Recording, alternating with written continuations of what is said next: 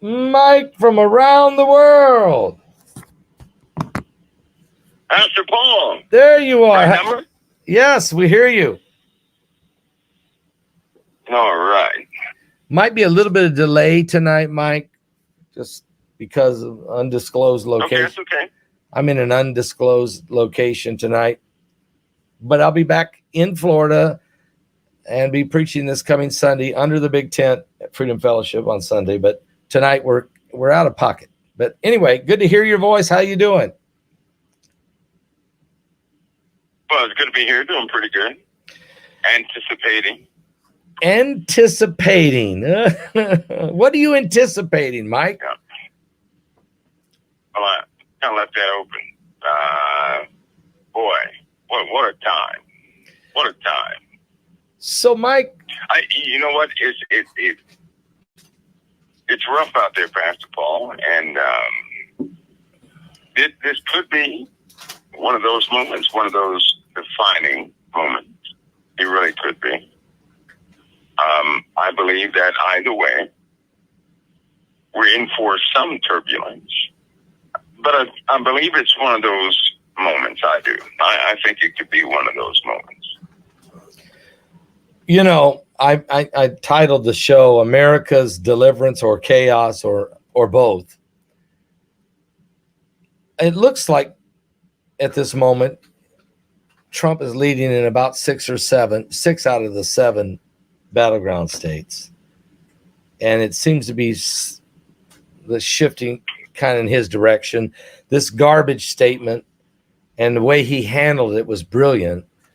But people still are very apprehensive because they just don't know if the votes are going to, who's counting the votes and what does this all mean? So is this putting you on pins and needles here, Mike, on how this plays out? Well, you know what, Pat Paul, I guess the outcome of the people is one of the heavier weights. Meaning, you have a lot of folks who, in their minds, they really do believe this is the end. Either way, either way, they believe this is the end. And so you have a because when you're looking at numbers, just talking to people and looking at numbers, you have diehard Democrats and diehard Republicans, but then you have something interesting happening among like Arab Americans and Jewish Americans and so on and so forth. But I'll tell you something. From those who are Jewish and Israeli, Arabic, and those individuals, that you get 4 out of 5 people have no confidence in the Democrats. Here's why. This situation, 2023, October 7th, the Democrats, that could have been handled, the USA's part could have been handled differently. Not that we were in, everything is switched. And some of those people had some pretty good points. One of the feedback from the Israelis was, it used to be when the Democrats were in power that, we had less. And when the Republicans were in power, all of a sudden they had to go and, do some corrective measures, and combat broke out. Well, that's flipped. It's opposite now in a very bad way. Now it seems, because nobody can deny that this year has been horrific. It really has. This year alone has been horrific. Last year was horrific as far as our military, as far as deployments, as far as engagements, and Middle Eastern chaos, and the international handling. Right, the foreign policy of Democrats. 4 or 5 people do not like foreign policy of Democrats. Period. They don't. And for that reason alone, they have lost confidence. The Democratic Party. Now, this is 4 out of 5. 4 out of 5. That's a huge number of people who, because because they're living, right? They're living what the rhetoric is over here, right? They're living it. People over here talk about it, get feedback on it, but they're actually living it. And it seems in the last, 2 to 3 years, everything has blown up. And it's getting worse. And all anybody wants to do is throw, money at it or, things of that nature. One thing they do know about Trump is that, yes, he stood for Israel, but more than that, he was willing to talk to people. Yeah. And that's something rare, because if you think about it, if you take a stern position with, for example, Iran, and you're telling them what you're going to do, but you're still throwing money at the situation. All you're doing is empowering them, right? Right. All these people being empowered, it perpetuates the war machine, right? Yep. Which is how the industry keeps going, but that's not the answer. I believe that some corrective measures, either way, are going to take place. Number one, because the economy cannot take any more of this dissolving action of Eastern, I'll say, interaction from the U.S. in the way that they've been doing it. You can't enable evil and then, campaign to fight the same thing that you have enabled to a degree. You can't do that. Everybody does not like Trump. I already know that. Right. Even he said, you don't have to like me, but you may like my policies, right? But you have to think about something. I often put myself in people's shoes. I look at both sides. Yeah. I looked at the Democrats and I looked at the Republicans. Trump, one thing nobody can deny, he is who he is. But he sees America falling apart at the seams. And all of us, and people have no confidence in the economic promises of what's been happening. The one disconnect that's in Washington right now is that they see the numbers, they see the polling. The situation is on paper or by way of the numbers is one thing, but people have no confidence. They don't feel safe, right? They don't feel empowered. That means everything. But if you cut out how a person feels and you try to tell them how to feel, that's where they're messing up. That's where they're messing up. That's essentially dehumanizing, the populace to a degree.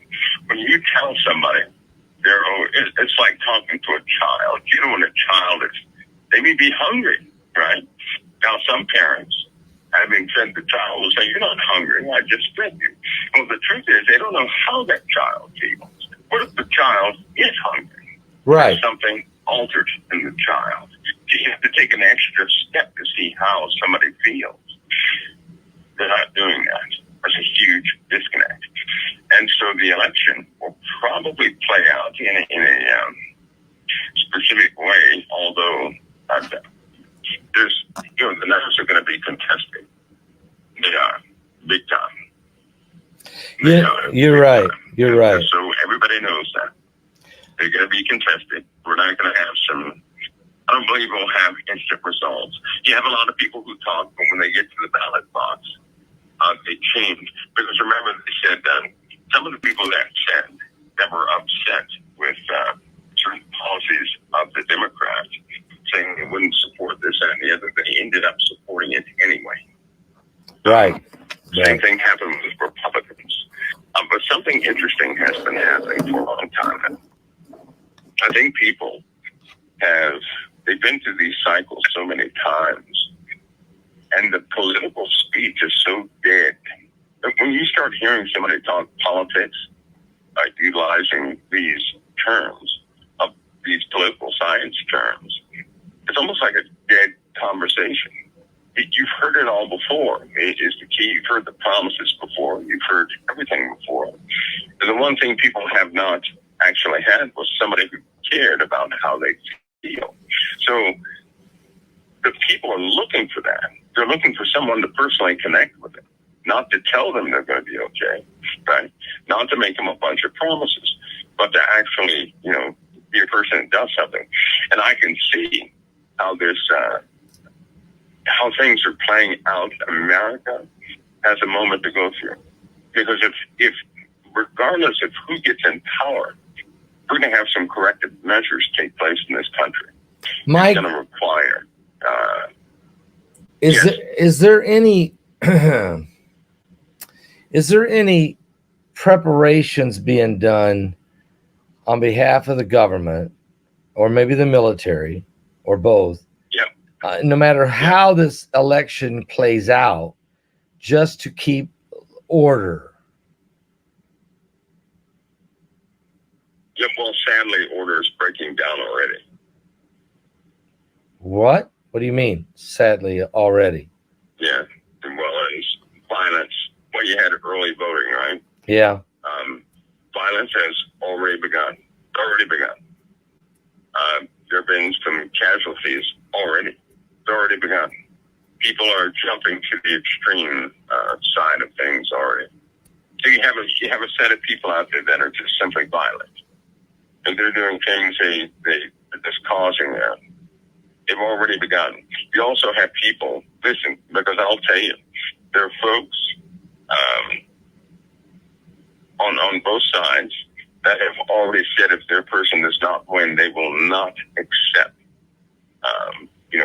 the results, basically. Right. But we're not talking about just your average citizen. I'm talking about militias, well-armed. Are there militias to accept the results? Are there militias? Is there militias on both sides, Mike? Yes. Yeah. Yep. So civil war, so even though you have radicals, okay, you have real radicals on both sides. Civil war then is a word I don't never even want to talk about, but I'm concerned about post-election threats coming from both sides. General Mike Flynn, who was the National Security Advisor, was fired after 3 weeks during the first Trump administration, is saying that the post-election threats are at an all-time high coming into this election on both sides. Is he correct? That's from the militias. Yes. Yeah. Yes. When Trump from says there's, you know what they have to do. Okay. So that's not good, because you don't think we're going to have a declared winner on November 5th, do you? Or no, I don't. I think there's going to be recounts and more recounts and more recounts. I also think, by way of what they've been advertising, I hate to say this, but it's because everything is computerized, right? It's incredibly easy for people to be dishonest. Hang on, Mike. Incredibly easy. Can I do like this? And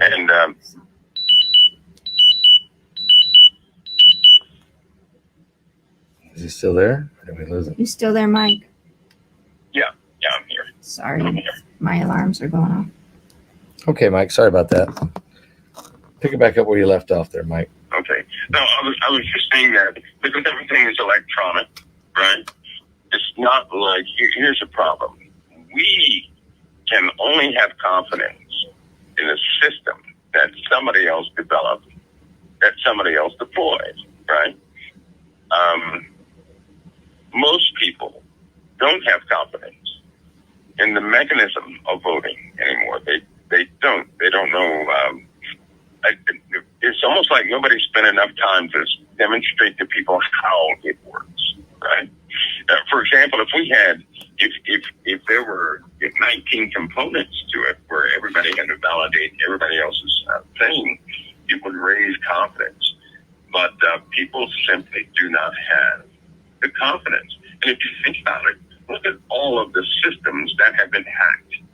The cell phones, federal records, and federal databases, all these different things. Oh, you know and I know that they have sleeping viruses and worms. They're just waiting to do some type of cyber crime on that very day. They're going to launch everything they have at the USA during the elections. I don't think that people are taking that under consideration because you don't hear that being spoken about too much. You just don't hear that. They're going to hack us to pieces on election day, right? Yeah. I just don't see the numbers coming out that day. And I think when they do, if they name one person or the other, people will go to the extremes. They're going to go to the extremes. This may, this is going to be a very different, it may fatigue folks due to the length of time it would take to validate the results. But this is just where we are. Because you essentially have a little over half of the nation that does not trust the other half, right? And when you're in that situation, well, it's going to have to be a different type of shakeout. Now, if Trump is leading in 6 out of the 7 battleground states, if it looks like if he's winning those that he's leading in, it should be a good sizable victory for him. I'm thinking that if they declare him the winner because he's won those many states, it would be a lot better for everybody than if it's close and he wins 3 of them and she wins 2 of them, and then there's 2 more that are still counting. That's when we run into some serious problems. And it's very possible that could happen, as you know. And there's so much tension on both sides. And as you said, nobody trusts each other. This is where we could either have America can be delivered or chaos or both. And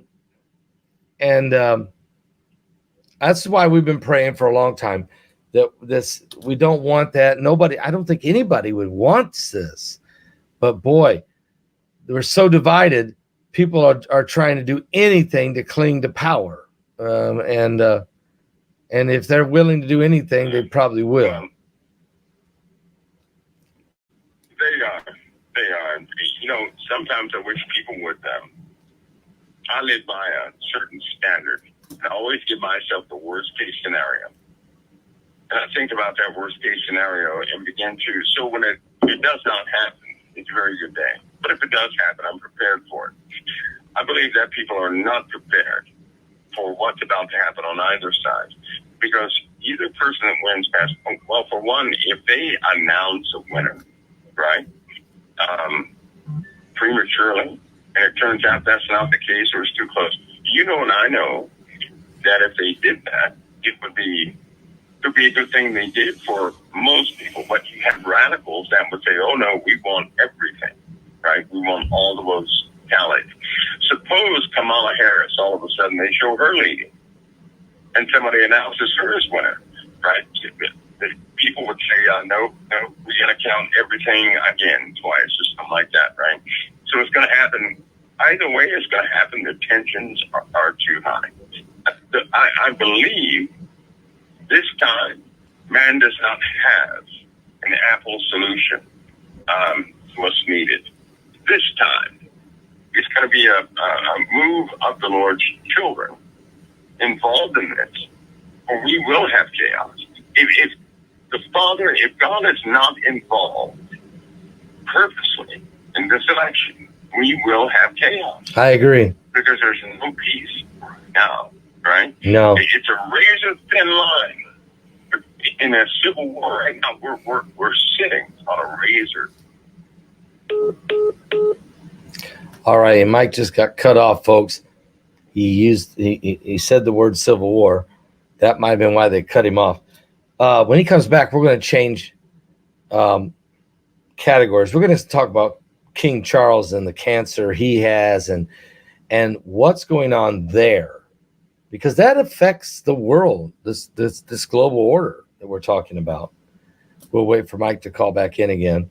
I mean, it's a big deal, but I think Mike has given us pretty well his feelings on this situation. Now, election night, I'm going to be broadcasting live exclusively on my website at paulbegleyprophecy.com exclusively.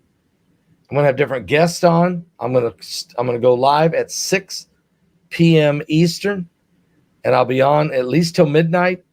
My son, Paul Begley Jr., Paul Andrew Begley, will be co-hosting with me. We'll have a lot of different people on and get their thoughts and opinions. I'm still waiting for Mike to call back.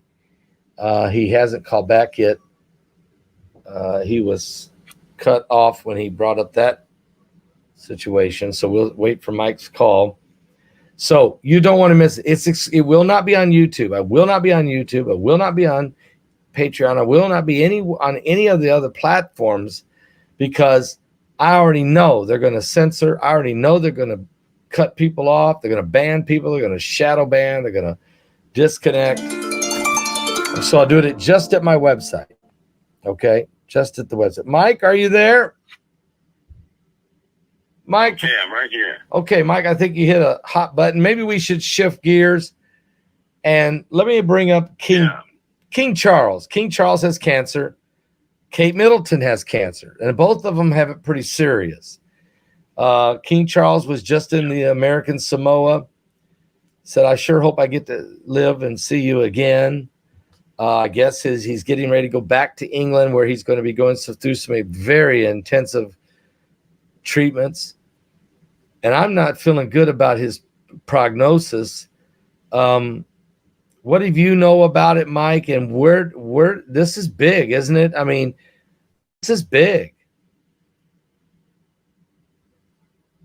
Yeah, they've been doing a lot of checks to make sure that the power transition is as smooth as possible. They've been doing this for the last, 3 or 4 months. To make, just to ensure that transition of power takes place as quick and as smoothly as possible in the event he doesn't make it. So they've known for at least 4 or 5, maybe 6 months that he's been, what his real condition is. Harry has bought back into it too, because unfortunately, there has to be some more folks who are not by way of their health. They could have some issues also.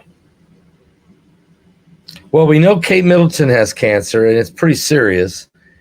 And she's gone through a lot of treatments, and she's trying to recover, but she has not been given any kind of clearance at all. Neither has King Charles. William is next to the throne. His philosophy may be totally different than King Charles. I'm not sure, where he'll go, but there's big deals getting ready to be signed. I mean, I expect Trump to win the election after all the chaos is over. He immediately is going to work on the Middle East and on Russia, Ukraine. He may try to put together some type of major Middle East peace deal that ends the war in the Holy Land and brings peace. Would it require the signing off by the king and the Pope, and who else would need to be involved? Well, America by itself does not have the wherewithal to maintain that peace internationally. So anything America would establish would quickly fall apart without, the king and the Pope there getting involved in it. I do foresee, I will suspect something. Think about this. Harry and his family have not been getting along largely due to his brother's stubbornness. Right. His brother's quite stubborn and is for his own kingdom. And he'll put his kingdom before anything. Yeah. Right? Yep. He'll put his kingdom before anything. So I want to remind, if he loses Kate, right, he's going to be a bit, and his dad at the same time. That's a big loss for him. Yeah, it's huge. It's a huge loss for him. Yeah. Right? Yeah. So he's going to be he's going to be like iron that won't bend. And if he foresees, he will exercise extended authorities too. Because with or without King Charles, the red dragon, their crest, will be flown. They will do things in accordance with the times we live in. Because even with King Charles, he was set to make some global announcements. Now, nobody knows all of what those global announcements were going to be. But we do know it would have altered the order of how things operate in the world, right? They have that right, regardless of what people think or what conspiracies they think do exist. He still has that right to change the order of the globe. And I believe his son will do it. Yeah, I think William is willing to step up and change the order. And I do agree with you that even though him and Harry were close at one time, he will put his kingdom over Harry and over any influence, because without his father or his wife, there's nowhere to balance. He has no one to go to, and his grandmother's dead. I mean, this is a gigantic situation, and I know that England runs off a parliament, but that, believe me, that parliament don't do anything without clearing it past the king. I don't care what they're going to do. They can't even pick a prime minister without the blessing of the Queen Elizabeth or now King Charles. So this is a big deal, what's going on here.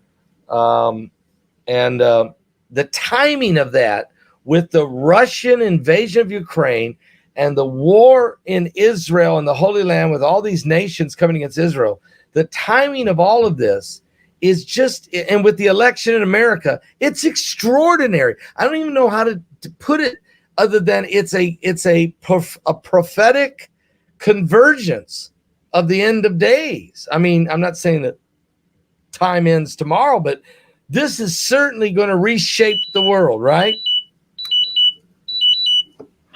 Yeah, you're right. And I firmly believe that without the Christians, everything is going to go super fast in the wrong direction quite quickly. This guy is, he's ready to rule.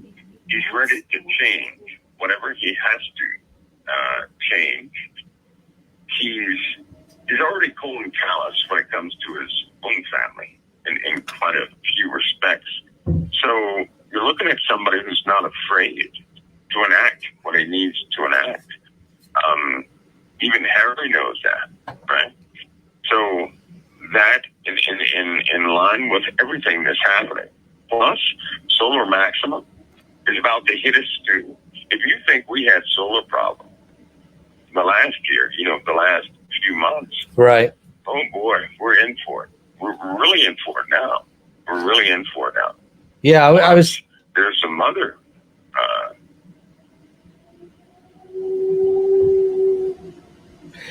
Eventualities. Go ahead, Mike. There's some other eventualities that the USA is going to have to face, postpone. If we ever get tied up, if we ever, because I'll say it again, prophetically speaking, Israel is being positioned to be altered this time. Right? Right now, there's a severe threat over Benjamin Netanyahu's head. A severe threat. The Middle East is a tinderbox greater than what's being, advertised. And it's only you have Iranian forces right now that have been positioning for the last 4 days. You have the Houthis are jumping all over the place. You have other nations who are now seemingly jumping into the fray itself. Saudi Arabia is demanding that Israel and Lebanon, right, start to establish some sort of reconstructive peace. Like right now, they're demanding it. Now, when Saudi Arabia starts demanding things, they have the money to withdraw from other nations to cause some other upsets in the Middle East. And so we have some very time-sensitive issues taking place right now that really may not wait until the elections, right? And we also have another problem. There's one thing nobody is discussing. What's that? And that is we have been effectively hacked. We've been effectively hacked too many times this year to believe that we're not going to have disturbances in more areas than one. I give you an example of something. Have you seen that place where all the EV vehicles, Elon Musk's vehicles, have parked themselves? Yes. And they drive in there and drive out. Have you seen that place? Yes. Well, it's caused a few times. It's caused a bottleneck that nobody can explain, traffic-wise. Right now, all of this is starting to happen right before the election. You have a bunch of things happening before the election. All these things are hackable. Number two, they're just hackable, and that situation, I believe, is going to really show itself here soon. Right? We have systems right now. Right now, we have systems that we know some nefarious software is on. It's just a matter of finding it. In other words, the virus can sit in your system for years, and you wouldn't even know it, right? Nobody would know it until it starts being utilized. Think of it that way. Now, how many systems could be embedded within the USA? We're going to find all this out during this election. We're going to find it out. The nation, for example, Iran does not want Trump back in power. You know that, right? They do not want Trump back in power. Right. They tried, a document was found where they tried to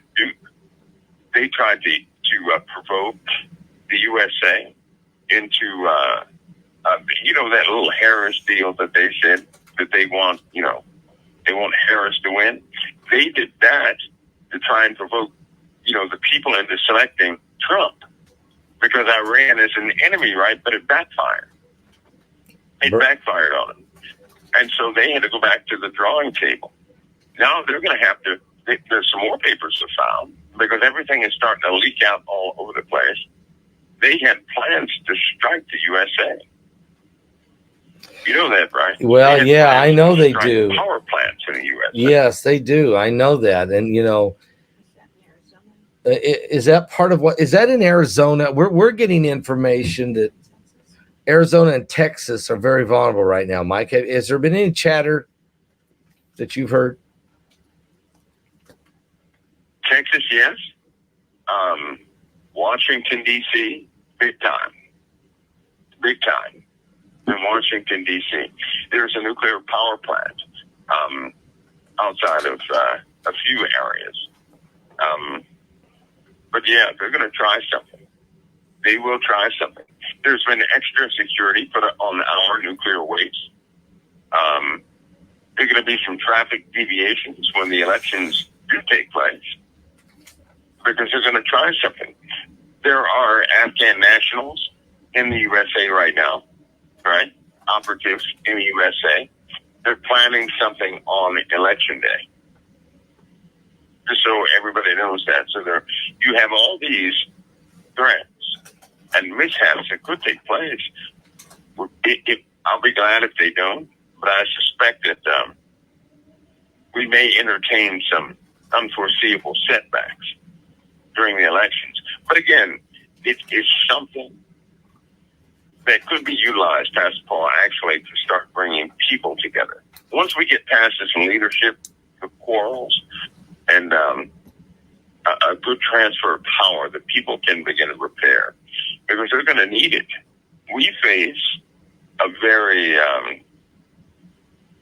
deadly year coming up. We have a deadly year on the horizon, period.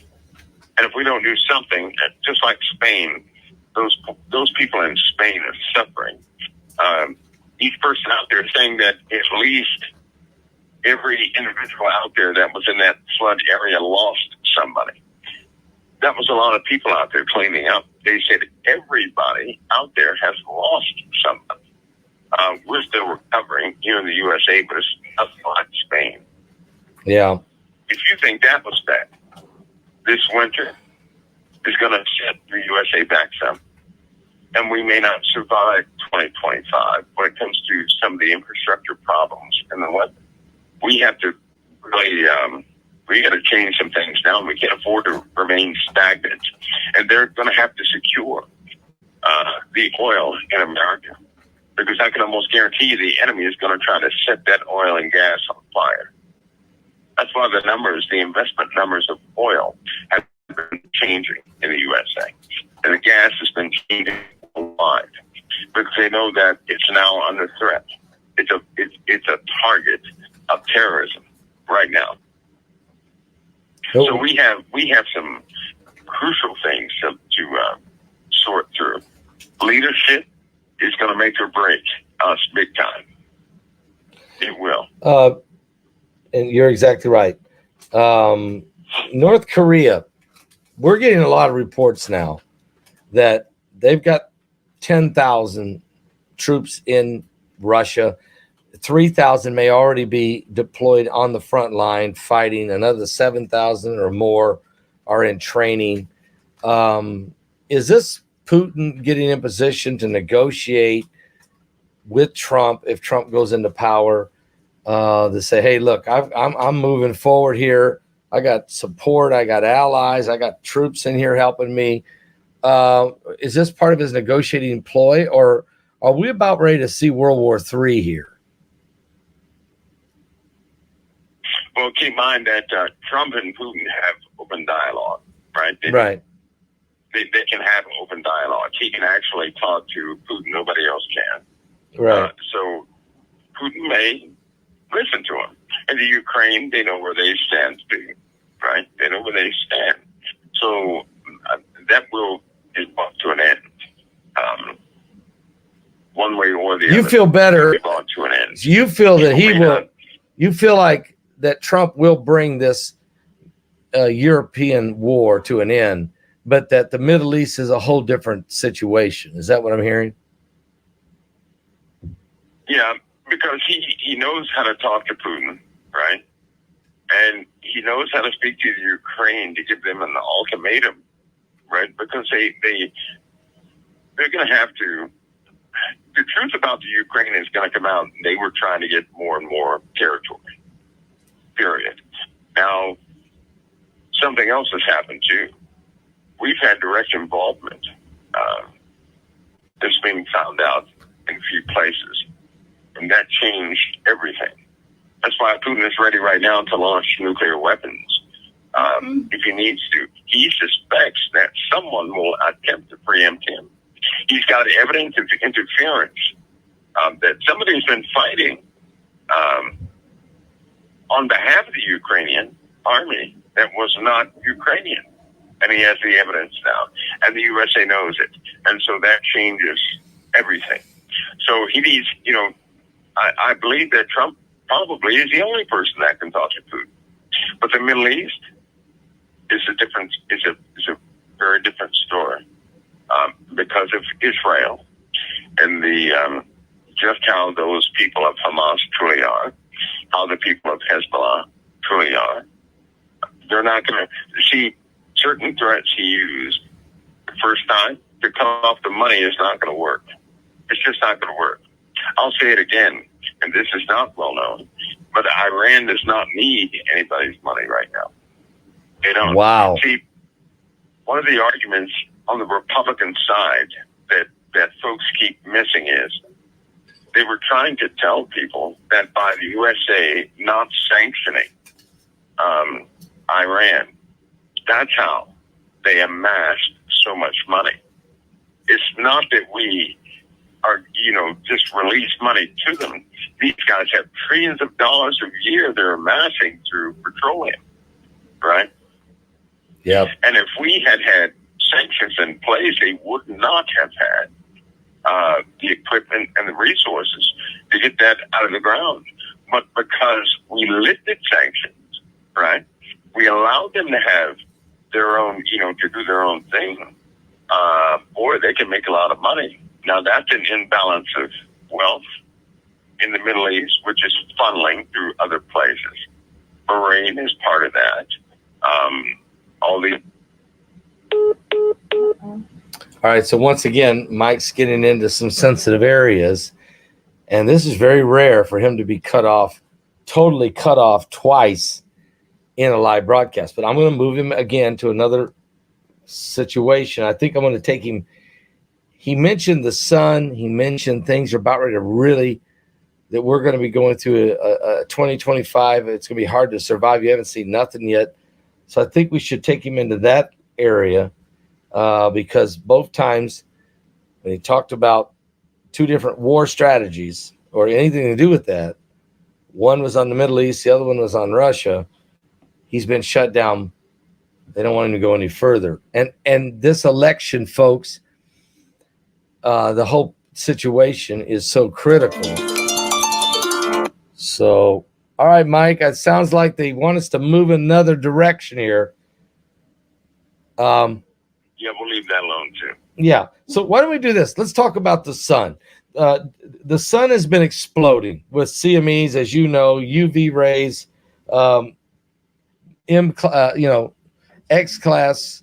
There's one thing they just said yesterday. It's raining protons raining down on the earth in incredible amounts. So, Mike, look, what's going to happen? And plus, oh, by the way, there's 14 asteroids that went by the earth, missed the earth on the 28th of October. 4 of those scraped past us. October 30th, we did have one deep impact by a small one called asteroid 2024 UG9, and more are on the way. But so we got the sun, we got the asteroids, we got the charged particles. Help us understand this planet X and what it's doing now. What phase are we going into? Well, we're closer to that meteor storm. So I hope that people don't forget that part. Yeah. We'll have a time of black winds. I'll call it the black wind. What? That is not going to be a good time. Black winds. Just imagine black winds. That's when thick black smoke will cover just about everything. And you'll have to get down to you have to duck about 2 or 3 feet to go underneath it. But it's going to be hot. It will do damage in quite a few places. That is just the time we live in. We're going into a new part of the galaxy we've just not been before. It's full of debris. We're not going to escape the debris, right? We're going right into it. That's one part. This is outside of any external object that's going to influence us further. And speaking about the sun and what's been happening to the sun, it's the solar winds and the chemistry of the sun has been changing. Let me give an example. People are putting their pumpkins out for Halloween, right? Yeah. Same pumpkins that they've been using for years. They put them out this year, and in 3 days, discoloration. An orange pumpkin turns purple and blue. Okay, that happens with extreme UV. That's what happens when UV is unchecked. It will take certain colors, right? And it will start breaking down certain materials. Because UV is a certain wavelength, it will affect those colors of that wavelength, stripping them out, leaving only a purplish bluish color with another hue associated with it. So people have been complaining that their pumpkins have been turning, bluish purple. These type colors. Pumpkins they've had for years, in the family. They set them out and then they take them back. So yeah, we're having problems. Now, for having extreme UV, 2 things have happened. One, our atmosphere is a lot thinner than we thought it was. That's number one. And that's bad news in and of itself. Number 2, the sun's chemistry is altering too fast, which means we're not going to be able to combat the changes. just simply won't be able to combat them. Imagine a day when a person walks outside, right? Short sleeve, temperature's about 81 degrees. That's not too hot. 81 degrees. Nice day. They walk outside. They get 20 steps from their house and they fall out. Right? Just imagine that. And then they get taken into the hospital and they are diagnosed with radiation poisoning. What? Just like that. Just imagine that. And then, of course, after that, the blizzards come and everything else. With an increase in UV, the next step are these large doses of radiation. Radiation is cumulative. So once you're exposed to radiation, right, it's not going to go out of your system. The people who have flown at 30,000 plus altitudes, the higher you fly, the shorter your career is going to be, right? Because you're exposed to too much radiation. Once you reach a certain level, you're not flight worthy anymore. You can't fly anymore, right? So they take your wings away. It's unfortunate. But that's happening to pilots. Notice we have a pilot shortage, right? Yeah, we do. You notice that? Yeah. A pilot shortage. Wait a minute, but they said they gave some erroneous reason that did not work out regarding paperwork, regarding those individuals that were working for these companies, right? The numbers did not work out. I don't think anybody went back to investigate exactly why we lost so many pilots. Well, when you go back medically, a lot of them have been medically halted from flying again. Now, I know that when they get radiation. 55, they're supposed to kind of end their careers. But you're saying it's even ending sooner because of the radiation levels. It's just too much. Yeah, what about 30, 35? That's crazy. That's not, these guys, it'd be okay if they were all, in their 70s or 50s, 60s or 70s. Right. Yeah, that'd be plausible. You could say, okay, Yeah. Not 35. Not when you have a bunch of people. The average age is 35 and they have complaints about aviation employment. Something is wrong. Something has happened. Now, are they going to go? We have companies. But Mike, is this also because we're going to AI pilots that there's not going to be as much of a need? No, not that. Not that. Because we lost those pilots and then the industry was losing about $100 billion. What is it, about $100 billion every 2 or 3 months or something like that? They're not going to lose $100 billion every 2 or 3 months because something is coming out in the future. They're going to get every single dime they can, right? Yeah. This cost them big time. It cost them big time, but medically you cannot send up a pilot to fly if they've been exposed to too much radiation. See, when the airlines, they started to fight for the employment of the pilots, that told the story. Why would the airlines get rid of a pilot and then fight to have the pilot reinstated? That makes no sense. So something else was happening. Well, radiation is taking over, as you said. UV rays, it's affecting big time. The sun is more intense, more hotter. Maybe the temperature doesn't have to be as high. The UV rays is, and this was biblical. This is in the book of Revelation. This is exactly what the Revelation says will happen. That men will be scorched, and they will gnaw their tongues for pain, and they will blaspheme God. But they still won't repent of their sins, won't repent of their evil deeds. We're just about in that era now, aren't we? Yeah, we are. Because they're not repenting, they're justifying. More and more people are starting to justify their evil deeds, right? That's why we have so many grotesque policies now. They're just justifying it. And that's bad.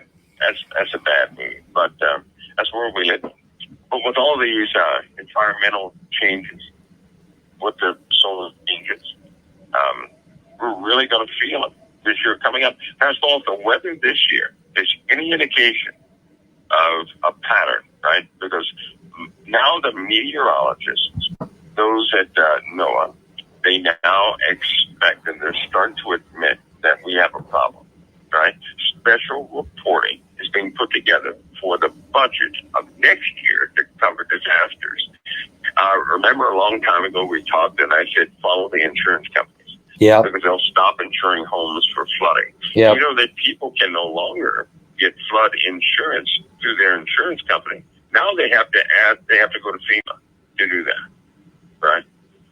Can you imagine that? You don't get flood insurance if you live in some of these areas. Oh, I know. Because the insurance companies are out of money. They're out of money. Yeah. They're out of money. Some of the other natural acts will be added to that. In fact, they changed the list. If your car if you live in a certain area, I can't say when you get hit by a meteorite, insurance does not cover it. Why? Because too many people have been putting in claims from meteorite damage. So they don't cover that anymore either. So the changing, it's getting worse. It's going to get worse and worse. These natural disasters. Yeah. Yeah.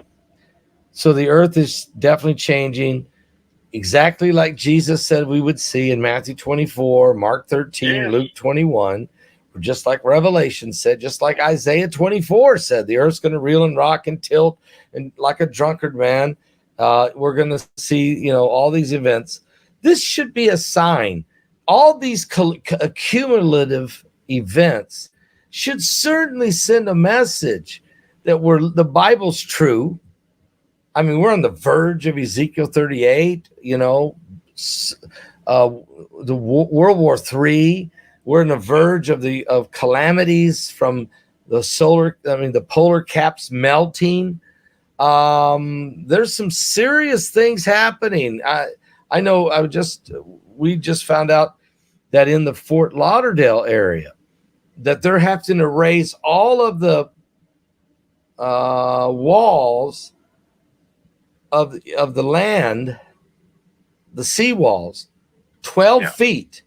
Everyone's mandatory. You have to raise your seawall 12 feet because of coastal flooding or coastal impact, because the water is rising. And isn't that kind of what you said would happen? Yeah, back a long time ago, we talked about a park in Florida that the benches they're sinking. Every time you go there, water is coming up over these park benches. But that's happening in quite a few areas. And Nevada, Arizona, Barstow, for example. Can you imagine a place like Barstow, or in California? Imagine a place like Barstow having 2 inches of water instead of that place is so dry, right? That place is incredibly dry. But can you imagine a place like that fully inundated with water by water damage? There's evidence of Barstow that the water came up there a long time ago. It's coming up again. The West Coast, a part of the West Coast will be totally dead soon, and nobody can stop that from happening. Seawater is killing the trees, is killing the inland vegetation and everything else. It's happening. Saltwater intrusion is taking over fresh water. Municipal companies are having to really reroute whole water systems. And this is both on the East Coast, the Midwest, the West Coast, you name it, they're having to do it. And Texas and New York have a severe problem because of all the pipes underneath the ground, right? New York is the worst. If something were to explode underneath the ground in New York, that whole city is going to go up. We will see Texas having flames come up from the ground up and from fires above, right? What? Same thing will happen in New York. So they can't get to those pipes. They put that piping down their passable a long time ago when they first started building it. And there's no way they're going to replace that. Petroleum is traveling all throughout the ground in Texas, all the way out to sea in the Gulf, to the safe places. But the Gulf is no safe place anymore. There's a heat plume underneath in the Gulf, and there's some unknown thing in the Gulf that are going to end up, wreaking havoc on anything out there. So imagine the entire Gulf in flames. Because they're going to have you remember the oil spill they had, right? The BP oil spill. Yes. Imagine that same oil spill times, I'll say times 7, something like that. Right? You think we could, overcome that quickly? No. It took 100. It took 101 days to deal with the BP oil spill. 101 days. Now, if we start having natural gas eruptions or explosions on fire, that's going to be incredible on how to deal with that. I don't even know how you deal with that, so. And you're saying New York could be worse. Yeah, New York will be. They have, unfortunately, when they began to build New York, they hastily, they didn't have any higher technology there, so they built a piping system underneath the ground, right below the subway. And they cannot get to some of those pipes. Those pipes are leaking, right? They're old. They don't use that material anymore. They use composite. And, they're just leaking gas all over the place. All they can do now is maintain and flood those areas where the gas leaks are. As far as repair, most of them they can't get to. So that's a trouble area too. And in time, because things are so unstable, it's only a matter of time before something falls from the sky and hits in that place. And then we'll see what the end result is. Mike, I'm going to be doing a live broadcast next Tuesday night during the election, live. Ask different people to come in. It would be great if I could ask you to come on and spend a few minutes, 10, 15, 20 minutes with us and get your take on what's happening that night. Because there could be a lot of other things besides election results. There could be a lot of serious things happening. So if you're able to do that Tuesday, it would be great. Okay, I'll be there. Just let me know when. All right, I'll have Heidi send you an email, and we'll set the time up with you, okay? Sounds good. All right, Mike. Well, hey, you gave us a lot to chew on tonight, a lot to think about, and a lot to pray about. And so I appreciate you coming on and being with us tonight. Pastor, is always an honor.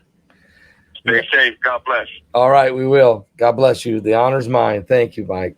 God bless.